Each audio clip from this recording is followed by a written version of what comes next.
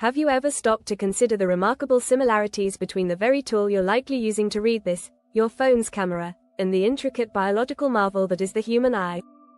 While separated by millions of years of evolution and vastly different construction materials, these two systems share surprising parallels in how they capture and process light, ultimately transforming it into the images we perceive.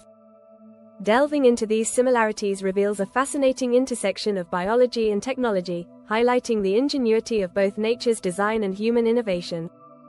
At the most fundamental level, both the human eye and a phone camera rely on a lens to focus light. In the eye, this is the flexible crystalline lens, its shape adjusted by surrounding muscles to focus on objects at varying distances. A phone camera employs a series of rigid lenses, often made of plastic or glass, moved mechanically to achieve the same effect. Both systems aim to converge incoming light rays onto a light-sensitive surface, the retina in the eye and the image sensor in the camera.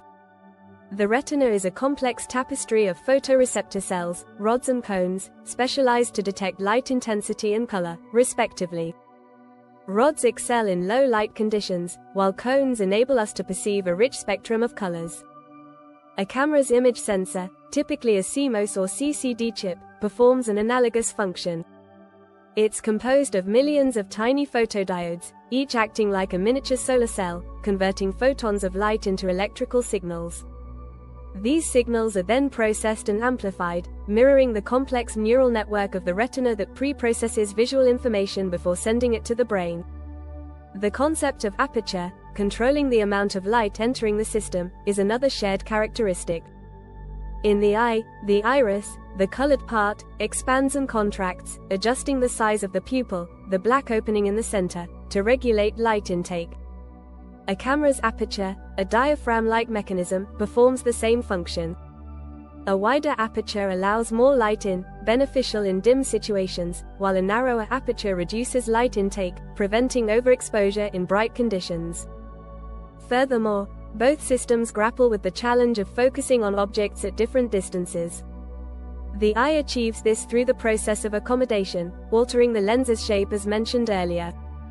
Cameras utilize autofocus mechanisms, often employing sophisticated algorithms to determine the optimal lens position for sharp focus.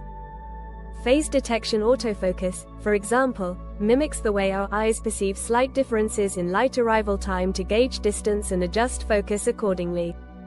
Even the concept of image stabilization, crucial for capturing sharp images, finds parallels in both systems.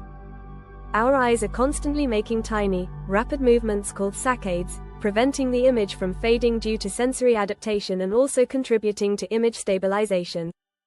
Cameras achieve stabilization through optical or electronic means, compensating for hand tremors and movement to ensure blur-free photos and videos.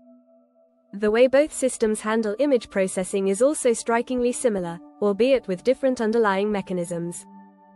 The retina pre-processes visual information, enhancing edges and contrast, before sending it to the brain via the optic nerve.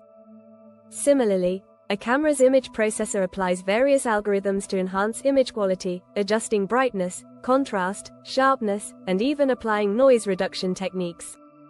While the underlying technologies differ, the fundamental principles governing image capture and processing are remarkably similar. The human eye, a product of millions of years of evolution, serves as a testament to nature's ingenuity. The camera, a marvel of human engineering, draws inspiration from the eye's design, leveraging technological advancements to mimic its functionality. Understanding these parallels not only enriches our appreciation for both biology and technology, but also opens doors for further innovation, pushing the boundaries of what's possible in both fields. Thanks for your watching. Please hit the subscribe button and ring the bell for more interesting videos next time.